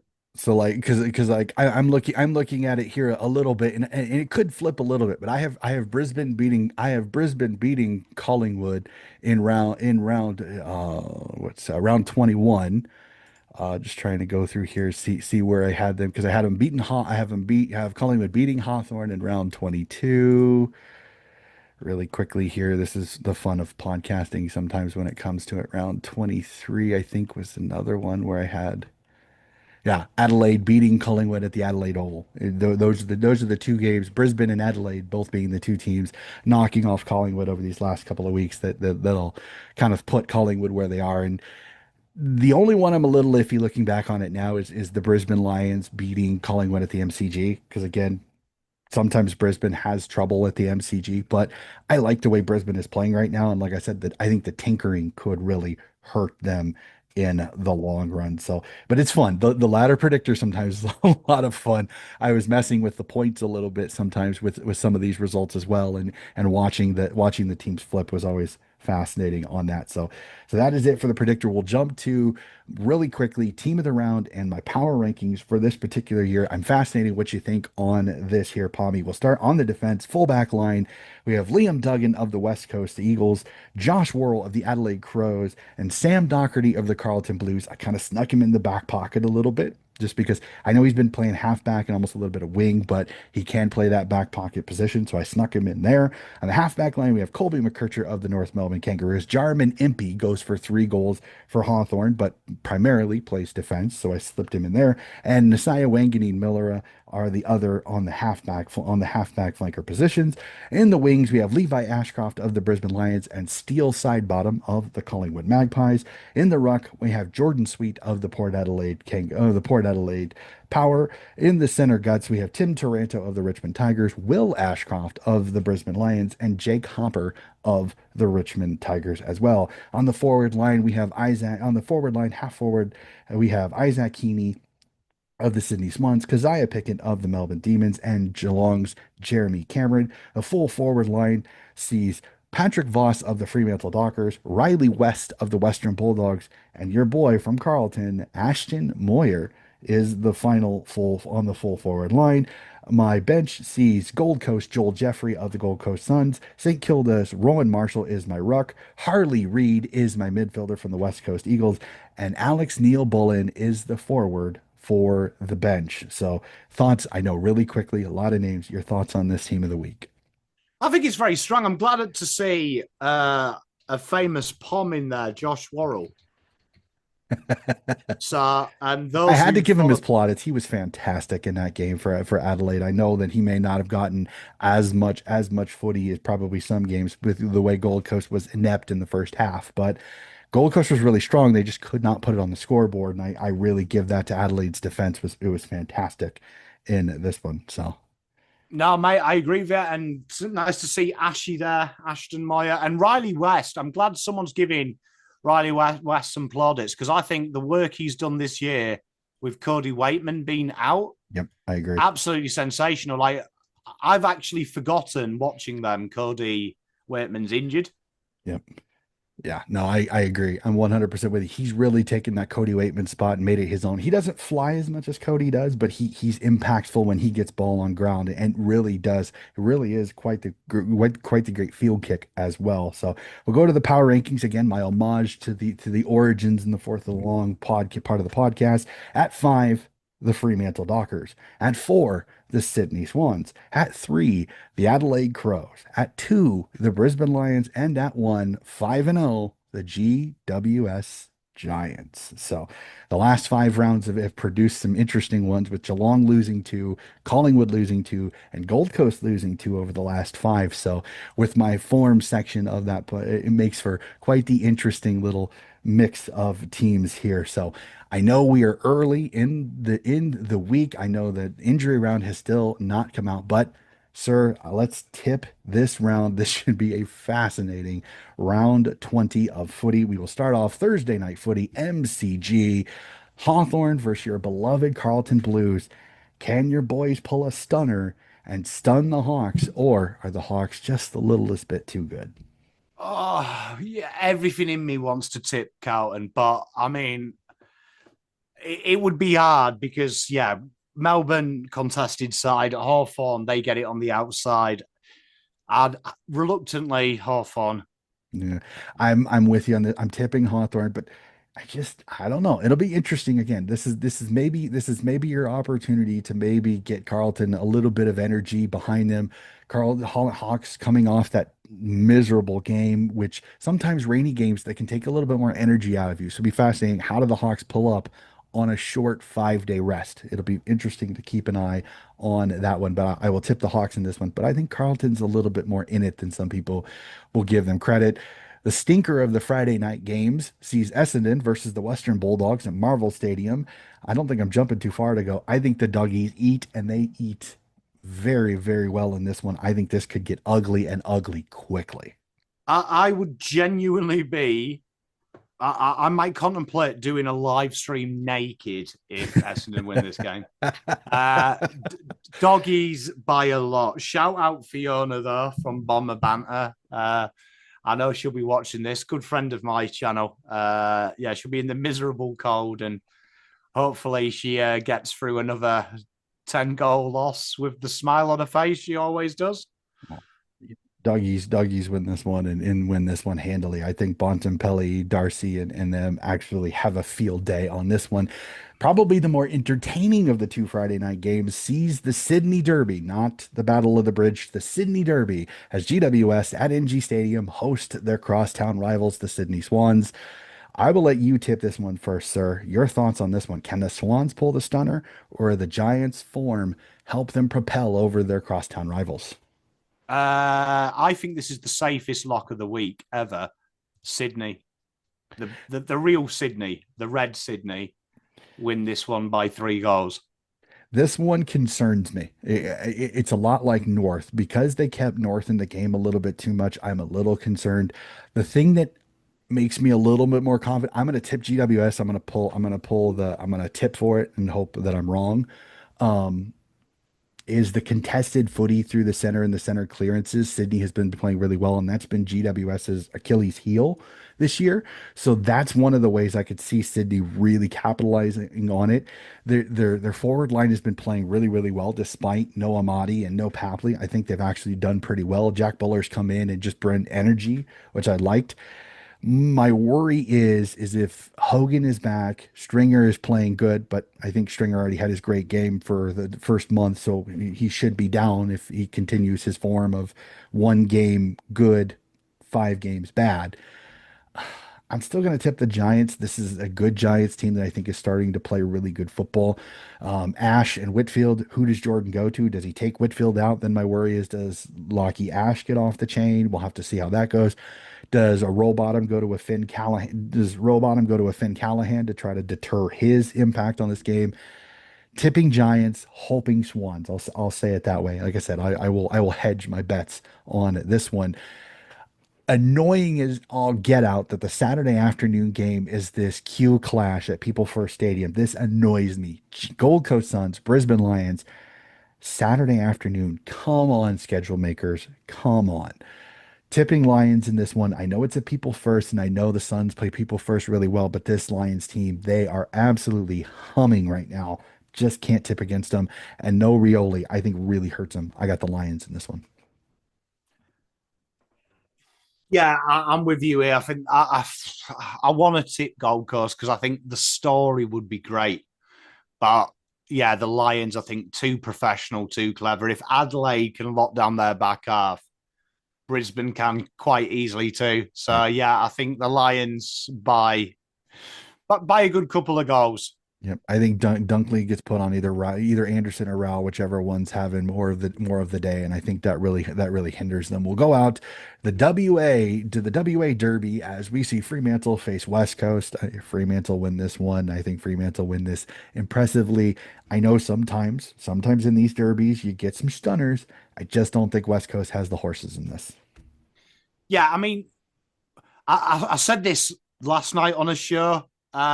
This is where it is for the Eagles. This is probably all they've got left in 2025.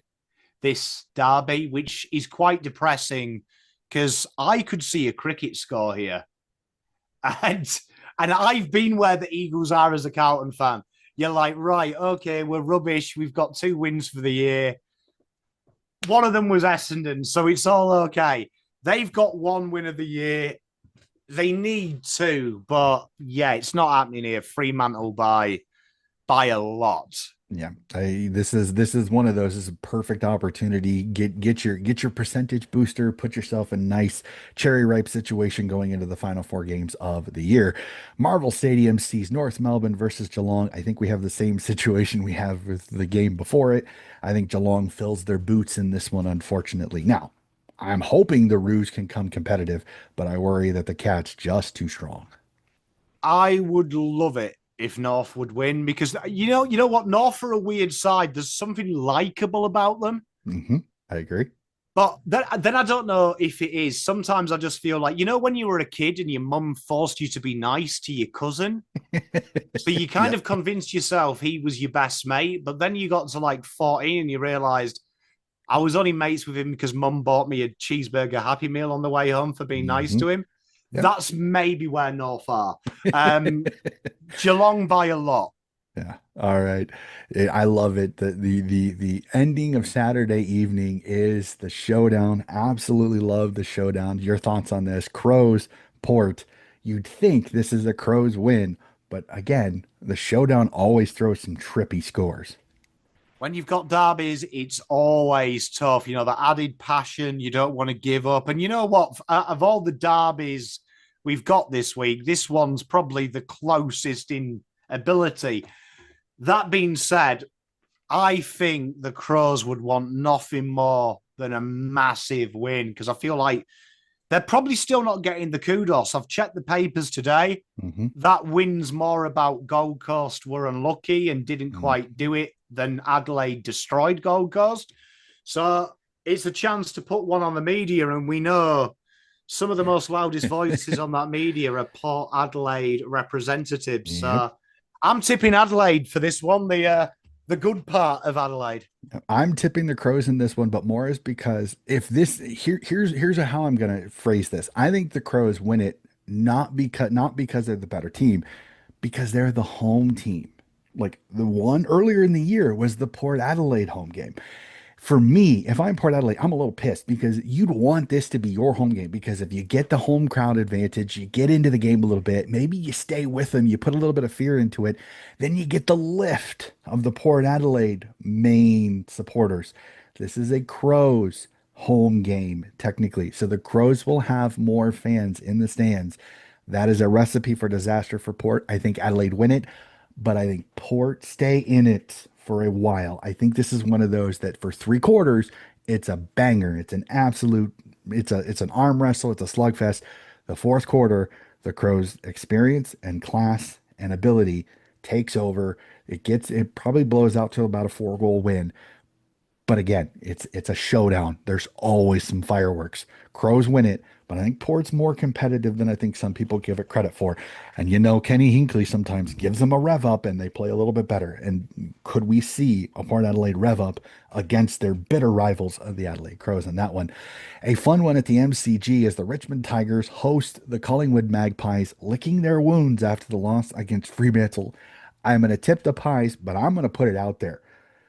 If Richmond is within 3 goals come the fourth quarter, watch out because this pesky Richmond side, they've got a little bit of confidence. They're starting to play a little bit better footy. People love this pesky, tough side. Keep an eye out. Collingwood have to bury this Tigers team in the first half because if Richmond stays in it, Richmond can put the fear of God into the Collingwood Magpies. I think if there was a narrative, if I was a Richmond fan, if there was a narrative that I could say, what would be the best case scenario looking at this game? 5 wins, 2 in a row. They've lost 2 in a row. They have some questions. They now desperately need this because this is their last easy game, isn't it? Until the Melbourne game, round 23. After this, they pretty much play all the top 5, don't they, from memory? Something to Brisbane that are in effect. there. Yeah. Brisbane, Geelong, and there's one other one I'd have to check. Yeah. So like from a Collingwood point of view, this is like the game that you want to win. And they probably had it as the banker. Do I think Richmond can do it? Richmond have just got to do one thing: keep it close. Just keep it close. I've just checked. It's Adelaide and Hawks as well. So yeah, Yep. horrible run home for the Pies. So this is really the Yep. Pies' last Yep. walkover. Dare I say it? Walkover in their mind. Yeah, this is going to be entertaining because you know what? I reckon you're going to see the Tiger fans popping. The only sad thing about this game is it's at 2:10. Hmm. Like, Yep. this would be great if this was like the evening 5 o'clock fixture. If this and the next game were flipped, it'd be so much better because it would be your ending of the round. I'm gonna say this now.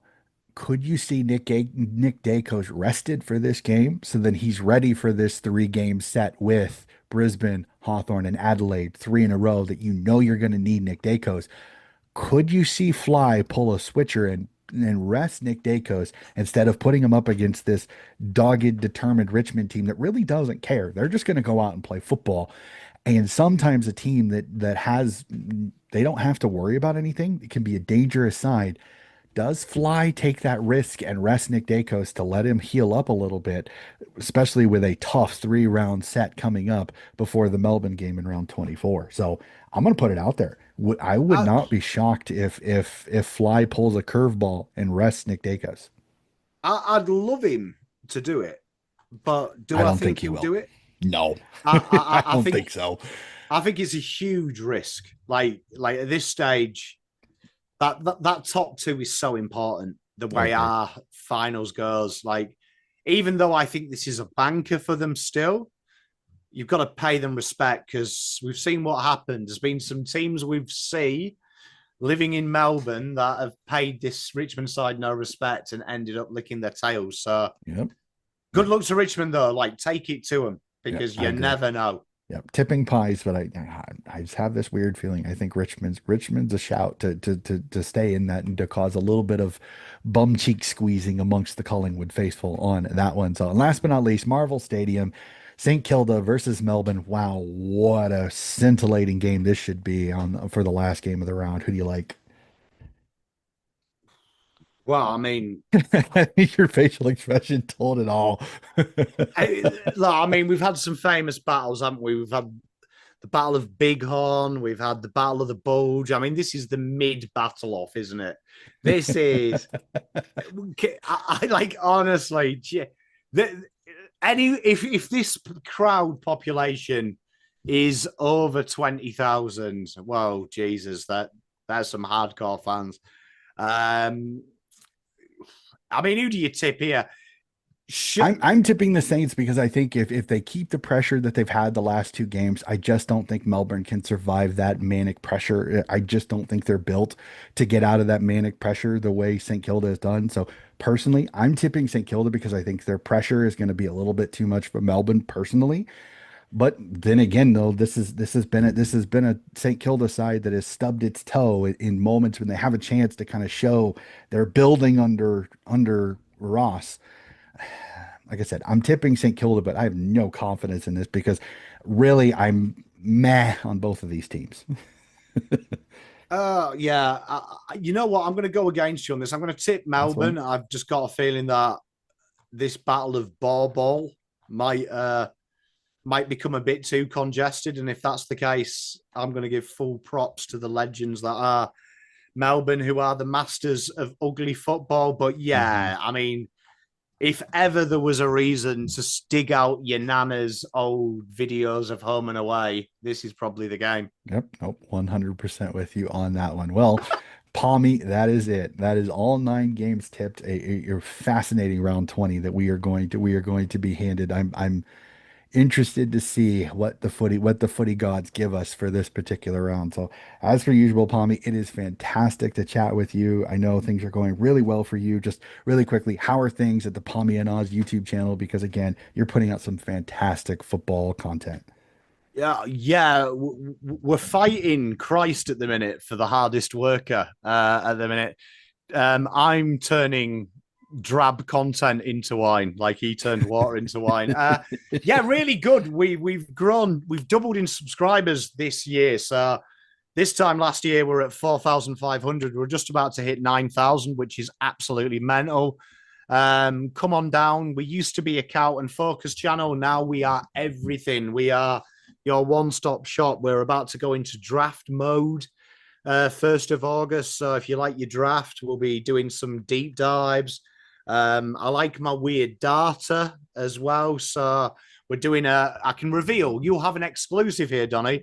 We are doing a Moneyball series of what teams could look for in the draft. And I have a special guest, and they are doing the expensive option. And Uncle Pom will be doing your budget, save a little bit for a rainy day. Can I fix your list with potential targets, but on the cheap? So stay tuned for that. If you like being cheap and you like football, consider me the $2 shop. No, I'll be fascinated. I would definitely keep an eye on. I'll definitely make sure to give that a watch. It sounds like a fascinating little series there. I cannot wait to see that. So That is it, ladies and gentlemen. That is it for this particular episode. As per usual, always so fantastic to talk footy with the Palmy and Oz. Always great to do that. So, ladies and gentlemen, that is going to do it for another episode of Donnie's Disposals. If you like what you were listening to, please like and subscribe. Always love interacting and love seeing the subscribers in it for the footy fan and all of you. So that'll do it for another episode of Donnie's Disposals. And we'll be back with more footy coverage very, very soon.